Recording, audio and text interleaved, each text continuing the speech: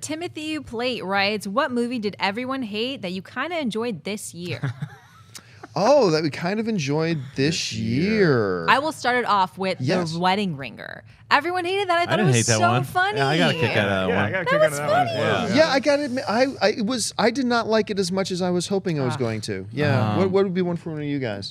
There's a movie I think they got more of a lukewarm reception that I enjoyed watching for what it was. That was Our Brand is Crisis. I thought it had really good performances, and I liked watching Sandra Bullock and Billy Bob Thornton go back and forth. The movie tried to be a little bit too much, but Anthony Mackie was also great. The entire team that was helping this political campaign, and the guy who's running for president, I can't remember his name, but he's in a lot of good movies. He's in Clear and Present Danger. It was a good, fun movie to watch. I thought people hated it unnecessarily so. Well, I'll prove your point there. I hated that movie. No, you didn't hate it. It stinks.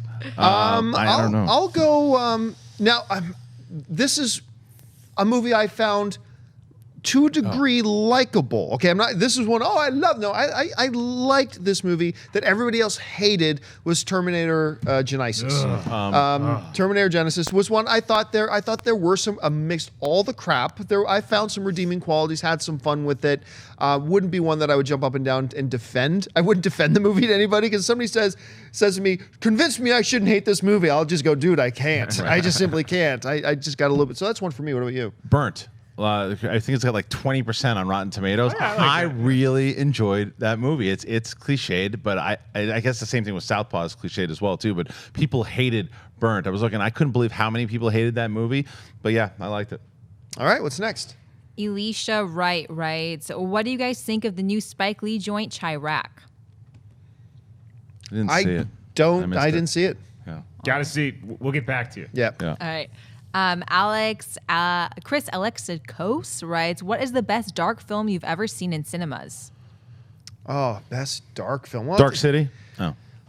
Everybody has a different definition about what dark means. Yeah. I mean, there's the traditional dark comedies, or we just mentioned Goodfellas, which while there's entertaining parts and funny parts, it's a freaking dark, deep, black as the abyss movie. I mean, really at the heart and the soul of it. Yeah, I'll say Prisoners was one that recently I saw a good in the theater. one. Yeah, because I don't have kids, thank God. I like to. It's not like as big of a mental hurdle for me to jump over and just be into this world where I think if you had kids, you probably shouldn't see that movie at all. And one that just comes on cable every so often that I enjoy watching for whatever reason is Very Bad Things, about a group of guys. That's that the other go to one I was Vegas, thinking of. Yeah. And it just bad stuff happens, and it just keeps getting worse and worse and worse. And it makes me laugh like I'm a maniac by myself, laughing at Daniel Stern going through all this stuff. 7 for sure, and what's the other one I was just thinking of? Shoot.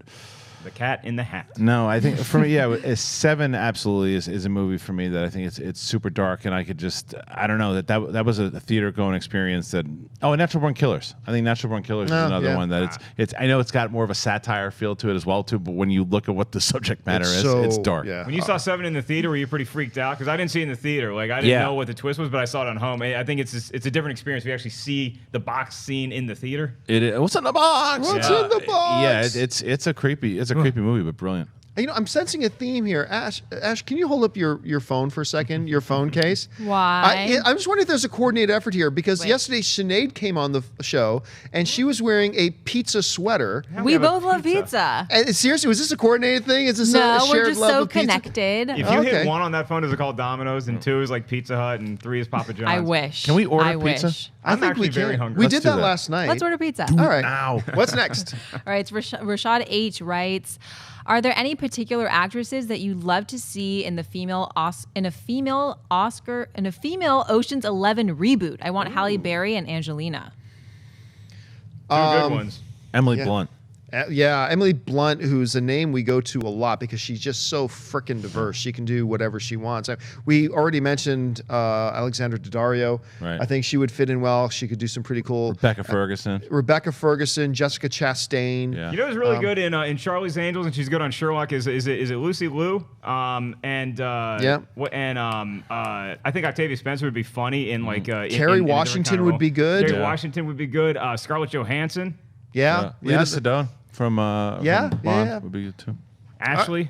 What? Ashley would be good. Yeah. Oh, yeah, thank you. What's next? Samuel Varg writes, what is your favorite magic movie? Mine is The Illusionist with Edward Norton. Oh man, you know what? If it wasn't for the ending, which I wasn't really big on the ending very much, I would say hands down The Prestige. Yeah, Prestige. The ending just didn't click for me. It wasn't the right ending. So The Prestige is a really good one. The Illusionist is also a very, very good film. Certainly not Now You See Me. But maybe the sequel. Maybe The Incredible Burt Wonderstone. No. But that's one that I actually enjoyed that a lot of people hate. I didn't love Incredible Burt Wonderstone, but I did enjoy it. You know what?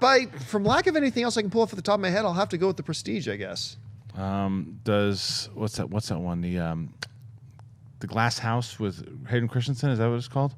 So what's the one that he did? My Life as a House? No, what's the one that he did? Yeah, Life as a House, because it made us seem that he can act. Is that magic? Yeah, well, that way. Little rough on the setup, but good punchline. Didn't even remember the name of the movie and knocked it out of the park. And didn't need to use an F-bomb, kid. There you go. I'm going to say, doesn't The Labyrinth count as a magic movie? I mean, there's a lot of magic stuff going on in The Labyrinth. But are we talking about fantasy, or are we talking about like real world, like Labyrinth is in the real world, illusionists? John. A kid got kidnapped from the real world into the Goblin Kingdom. We got to go get him. I'm not going to argue with you. All right, what's next? Perry Chandler writes, what movie has had the greatest use of viral marketing? Mine is Cloverfield. Oh, yeah. It's before she even finished the question, I was thinking Cloverfield was a really great one. Obviously, we're seeing Deadpool like crush it with that stuff and all the stuff he's doing on X-Men YouTube. Days of Future Past had a pretty good one. Did it? Yeah, with the I remember. It was like the set up the mutant sites and all that stuff. That was pretty cool. Oh, yeah, that was actually pretty good Jurassic too. World did a pretty good job of that. And District 9, I believe, had some pretty cool marketing stuff too. Yeah, or Humans Only and all that kind of stuff that they did. Yeah, that was pretty good. All right, let's take two more. All right, Thomas Bergstorm writes, what 80s song would you like to see on the new mixtape as the GOTG2 soundtrack, and what track do you think will be on the trailer? You spin me right round, baby, that's right actually round. yeah. That's gotta be. So you got to put some Duran Duran on there. Yeah. If you're gonna talk the 80s, there's got to be some Duran Duran. You got to get a little bit of maybe Pour Some Sugar on Me. Would have to be in there, I think. You're just waiting to say Van Halen, so I'll go over to you. I mean, I got to go with my heart here. I think Jump is such a perfect song to put on Jump the would be a Guardians of the great Galaxy one song. on it. Another one would be Working for the Weekend by Loverboy. You put some REO Speedwagon on there. How is Journey not on the first mixtape? Put Don't Stop Believing, put Faithfully. You might fall in love with somebody. There's a lot to play with here in the 80s. How about Huey Lewis? Go back in time, dude. Can I Power tell you, Love. he could die right now. He's been waiting for as long as he's been on this show for that question to come in. See, it lit up. Look at him. It's a great era in music. It's Billy Joel, Uptown Girl, might be on there.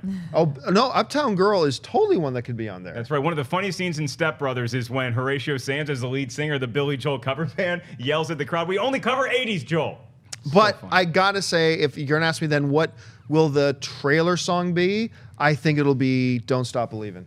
I think that's the trailer song for Guardians of the Galaxy 2. Yeah, if it's an 80s song, okay, then I think that's right. But since I want to bet against you, I'll go with Speedwagon. Can't Fight This Feeling Anymore. I would love Only the Young beyond as for Journey as well too, because he was referencing Star-Lord was referencing a lot of 80s movies. I'd love a Vision Quest reference in there as That well song too. is so synonymous with Vision Quest. Danger Zone. Danger Zone's good too. Great one. Danger Zone. Okay. Last question of the day. Daniel Chappie writes, what is your favorite gangster movie?